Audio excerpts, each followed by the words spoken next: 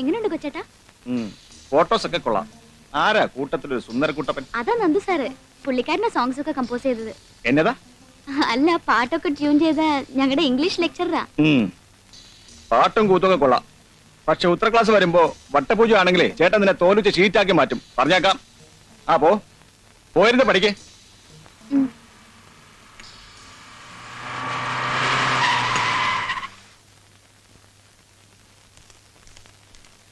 എന്നതാടാ എല്ലാരും കൂടെ? കാശ് കിട്ടിയില്ലേ? കിട്ടിയില്ല. കാശ് ചോദിക്കാൻ ചെന്ന നമ്മുടെ മാനേജറെ ആ ശ്രീധരനും കൂട്ടരും വർഷാപ്പിൽ തടഞ്ഞു വെച്ചിരിക്കുക. എന്നിട്ട് നിങ്ങളോട് പോയില്ലേ? എന്താ വേണ്ടതെന്ന് വലിയേട്ടനോട് ചോദിക്കാമെന്ന് വെച്ചാ. വലിയേട്ടൻ ഇവിടെ ഇല്ലല്ലോ. വാ, നമുക്ക് പോവാം.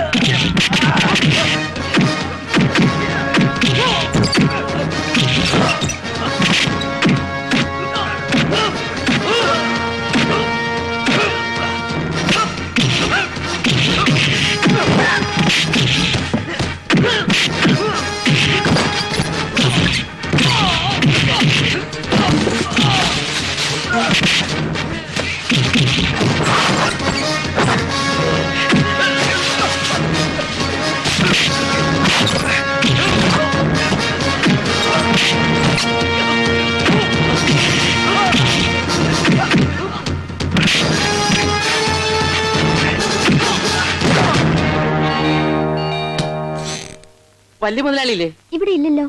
എന്താ ജോയി? കൊച്ചു മുതലാളിമാരും ശ്രീധരന്റെ ആൾക്കാരും തമ്മിൽ വർക്ക്ഷോപ്പില് ഒരിഞ്ഞടിയാ.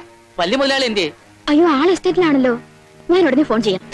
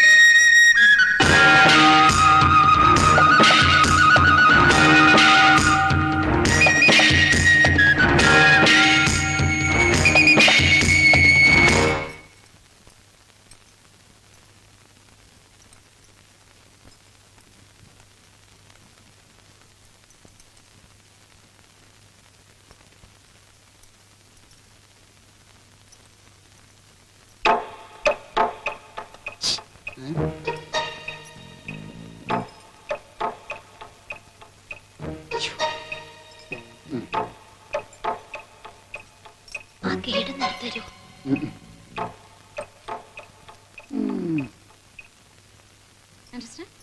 Be careful.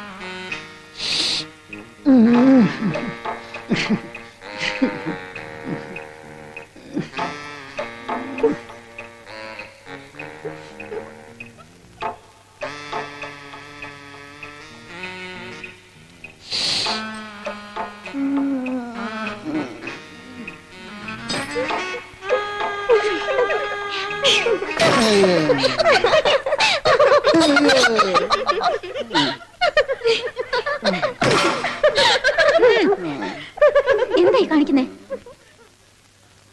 മദ്യപിച്ചിട്ടുണ്ടോ? കുടിച്ചിട്ടുണ്ടോന്ന്? പുറത്തിറങ്ങ്. My God, I say get out.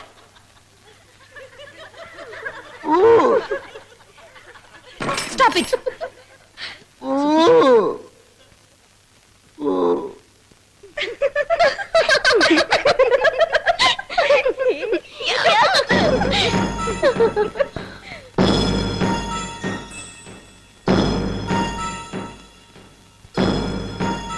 ഇതിന്റെ പേര് തമാശയെന്നല്ല, തല്ലുകൊള്ളി തരാമെന്ന. പൊട്ടി എക്യുപ്മെന്റ്സിന്റെ പണം ഞങ്ങൾ തന്നോളാം. എക്യുപ്മെന്റ്സിന്റെ പ്രശ്നമല്ല, അയാൾക്ക് എന്തെങ്കിലും സംഭവിച്ചിരുന്നെങ്കിൽ ആര് ഉത്തരം പറയും? നിങ്ങളെ കുറിച്ച് ഇതിനു മുമ്പും ഇന്നലെ ടീച്ചറിന്റെ കംപ്ലൈന്റ്സ് എനിക്ക് കിട്ടിയിട്ടുണ്ട്. ഇനി എന്തെങ്കിലും കംപ്ലൈന്റ് ഉണ്ടാക്കിയാൽ ഫലം വളരെ മോശമായിരിക്കും. You may go now.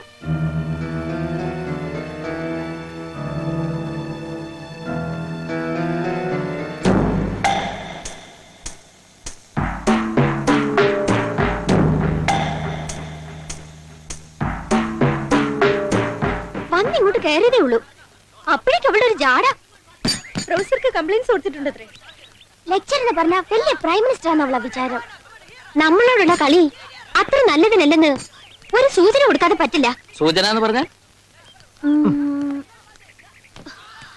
ചങ്കി കയറണ മാതിരി ഒരു കുത്തുകുത്തണം. അങ്ങനെ കുത്തണമെങ്കിൽ അവരുടെ പേഴ്സണൽ വീക്ക്നെസ് കുത്തണം. ഐ മീൻ കുടുംബ സ്വകാര്യം.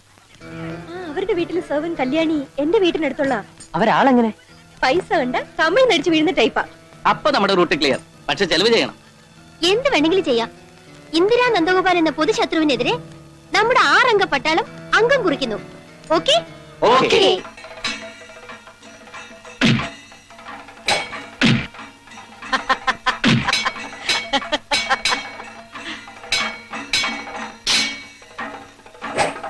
ഇടിക്കുന്നവനെ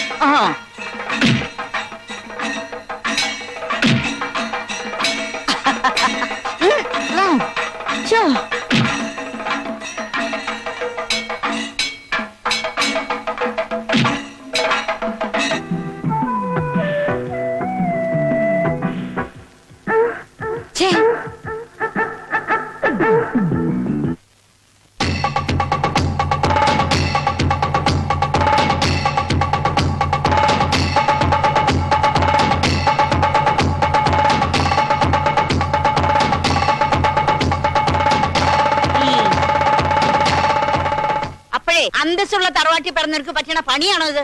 എന്താ ചേട്ടത്തി? പറയാം. ആ മാഷ എവിടെ? അല്ല, ഇതാരും ഉണ്ണിയാർച്ചയോ? എന്താണിത്? കാസറ്റ്. അതെനിക്കറിയാം. ഇതിനകത്തുള്ള സിനിമാ പടം എന്താണെന്നാ ചോദിച്ചത്? തച്ചോളി മരുമകൻ ചന്തു. അത് പുറത്തൊട്ടിച്ച പേര്. ഇതിനകത്ത് എന്താണെന്നാ ചോദിച്ചത്?